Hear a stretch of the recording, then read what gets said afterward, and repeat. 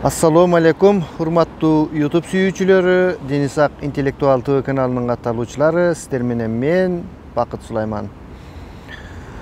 Достор, бүгүн 27 июль жайдындагы экинчи айы аягына чыгып бара жатат. Ушул жай мезгилинде пандемия бүтөт деп чоң үмүттө элек, күндүн ысыгы, күндүн нуруна кайтып кетет деп тилекке каршы андай болбоду. Дагы деле мекенибизде ушул оору күч алып турган чагы, элдин баары азыр кыжаалат, ушул аман эсен ушул апаттан чыгып кетсек экен деп. Биздин деле тилегенибиз ушул мигранттар деле ошол нерселерди ойлоп отурабыз.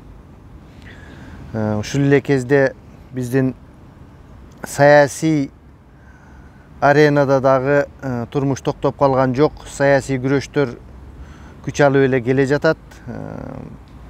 Ар кандай партиялар аракеттерин шайлоого ар кандай тымызын баштагандыктары билинип жатат. Ошол эле мурдакы жолжобо үйрөнгөндөрү менен акчаларды беребиз дешип, уадалашып, ушундай кыймылдардын башталгандыктары мына айылдарда болуп жатыптыр. Мен маалыматтар келип жатат. Ушундай деп азыр ачык акча бере алышпай, ушундай кийин анан акча беребиз, тигиндей мындай деп эски партиялар ушундай эски адаттарын башташты, достор. Мен айтайын дегеним, биздин кыргыз элибиз ушунчалык апаат болуп, ушунчалык кыйын кезге келип турсак дагы акылыбызга келбегендигибиз, достор. Бизге дагы канча адамдардын өлүмү керек, дагы канча кыйынчылыктар керек, дагы бизге эмне, кандай камчы керек бизди чаба турган. Эмнеге өзгөрбөйсүңөр? Эмнеге көз караштарыңарды өзгөртпөйсүңөр, достор? Биз канчалык сүйлөп, канчалык сатылбагыла деп айтканы менен мен угуп жатам. Ошол эле баягы элдеги аң сезим эч кандай өзгөрүлбөгөн, акча десе атасын саткан, ушундай өзгөрүүсүз келе жатабыз, достор. Бул кетишибизде бизди жакшылык күтүп турбайт, эгерде ушул бойдон кете турган болсок.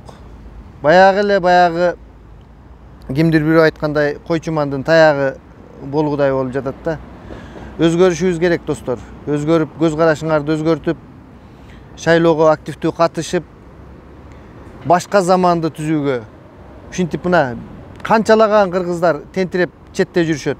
Кана эми ошол өзүбүздүн Кыргызстаныбызда жумуштар болуп, өзүбүз каалаган маяналарга жетип, эли журтубуз менен, силер менен жерибизде суктанып, ушинтип жакшы жашасак болот эле го.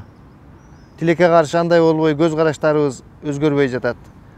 Ошол эле Кыргызстандагы адамдар, ошол эле көпчүлүк мигранттар деле баягы эле эски көз карашта болуп жатабыз, достор. Акча деселе акчаны биринчи орунга коюп, мына мен маселен шайлоо туурасында эмес, мындай ушул оору туурасында, ушул дарыдан акча жасап жаткандар жөнүндө баягы досторум менен сүйлөштүм. Бизде Кыргызстанда ушул адамдын өлүмүнөн, ушул бирөөнүн кайгысынан, ушундан бети жоктор акча жасашат экен. Моргтордо, милицияларда, ошону мындай көмө коелу, жаназасын окутуп, үйдөн чыгаралы десе, андан акча алышат экен. Деги койчу дары сатканда аптекада мына баягы күнү скалаттардан акча, дарылар табылды деди. Же анын ким экендиги белгисиз болду.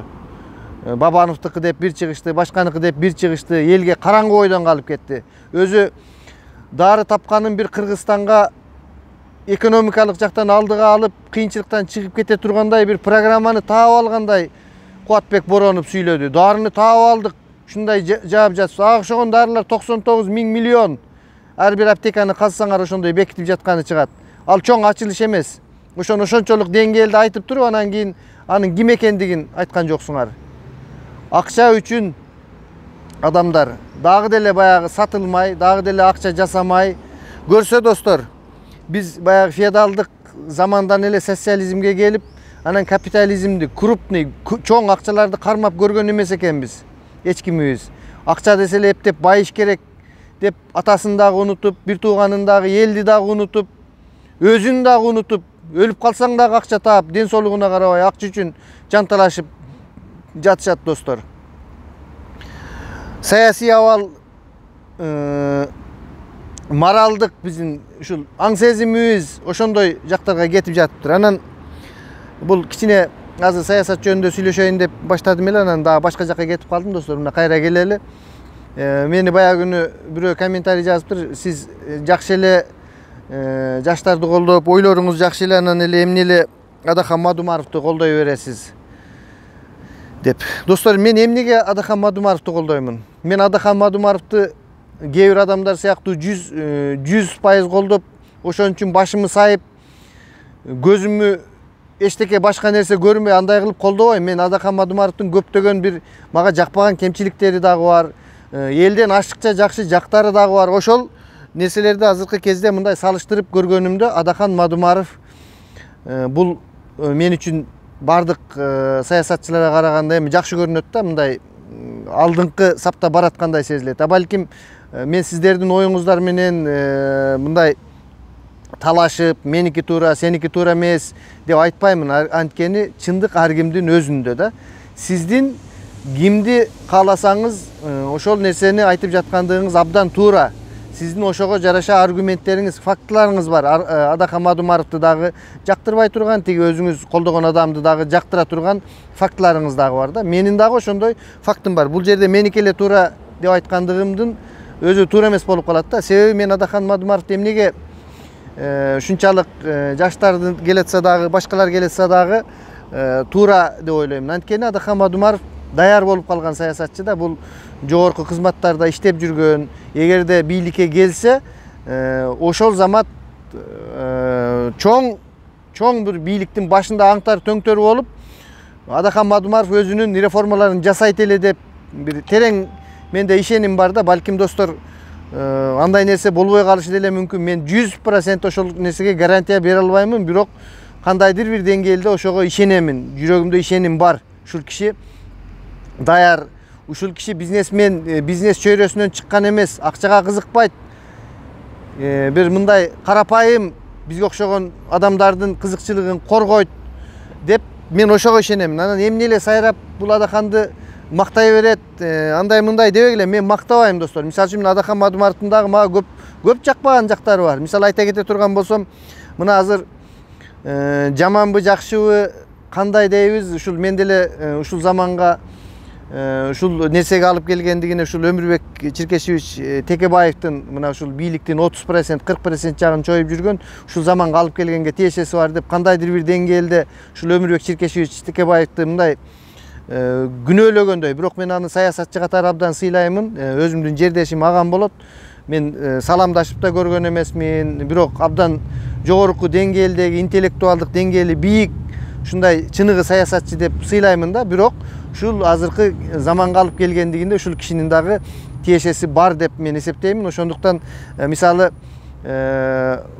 ушул кишини канчалык бир жактырбасам дагы бул кишинин бир лидерлик саясаттарын жактырдым да. Мисалы үчүн кандайдыр бир адамдардын башын бириктирип, лидер деген ушундай да, бирөөлөрдү бириктирип алып кетет. Ошол эле Тилек Токтогазиевди, Темир Сариевди, булар Жанар Акаевди, бул мен деген кыйын адамдарды бириктирип, ошол нерсени туунун алдында эми булар айтып атышат, элдердин көбү мындай кандай десем, шайлоого жетиш үчүн анан кийин ушундай кылды, андай кылды деп. Кандай болгон учурда дагы бул лидерликтин саясаты да. Ал эми Адахан Кимсанбаевич Мадумаровдон мен ушул саясий өнөктүк ушундай шайлоонун алдында ушундай нерсени көрө албадым да. Жок дегенде ушул Чыңгыз Капаров менен биригүү болуп, бир жаштарды артынан ээрчитип, ушундай жаштар албетте жок эмес. Мына абдан күчтүү жаштар бар. Россияда, башка жактарда, Кыргызстандын өзүндө деле бүтүн Кыргызстан үчүн жаным берем деген. Бирок моундай лидер болуп келе жаткан Тилек Токтогазиев сыяктуу, Чыңгыз Капаров сыяктуу, же болбосо мына ушул азыркы эле могу кандай ыктыярчылар деп жатабыз, ушулардын ичинен дагы аябай көз караштары жакшы, эл үчүн кызмат кылган жигиттер келе жатат да. Ушулар менен деле кандайдыр бир бооруна тартып, ушундай нерселерди алып кетпей эле жалгыздап ат чапкан адам сыяктуу эле мен деп эле келе жаткандыктарын мен албетте Адахан Кимсанбаевич Мадумаровдун кандайдыр бир кемчилиги деп ойлойм да. Балким достор ушул Адахан Кимсанбаевичтин тарапташтары, колдоочулары мен туура эмес айтып жаткандырмын. Эгерде ар ким өз көз карашын айтат, мен өз көз карашымды айтып жатамын. Бирок ушунчалык чоң саясатчылардын ичинен мен Адахан Кимсанбаевич Мадумаровду колдоймун. Анткени ошол эле башка саясатчылар, мына мен айтып жатам, Өмүрбек Чиркешевич Текебаев ушул кезге чейин бийликтин бир жүгөнүн чоюп келген адам да. Жана башка азыркы депутаттар, булар өз позициясы жок, ошол чимкирик болуп жүргөн көп адамдар да. Аларга караганда Адахан Кимсанбаевич Мадумаров 30 жылдан бери күрөшүп, коркпой, самый главный, эң башкысы ушул сүйлөө речимди оңдой албадым да достор. Орусчаны кошуп бересин, же орусча билбейм, чынын айтканда мен кыргыз мектептен бүткөм, же кыргызчаны жакшы сүйлөй албайсың да, анан кечирип коесуздар. Ушул эң башкысы коркпой сүйлөйт. Бардык нерсени айтып, бул коркпостук, бетке айткандык, бирөөгө жагынуу, жанагындай подхалимчилик кылбоо жагынан Адахан Кимсанбаевич Мадумаров абдан жакшы, көп жакшы нерселери бар да. Эми адамдар достор, биз 100% эле кыйын болуп кетпейбиз да. Менин дагы өзүмө жараша көптөгөн кемчиликтерим бар да. Ошол азыр көрүп жаткан көрүүчүм, сенин дагы кемчиликтериң бар.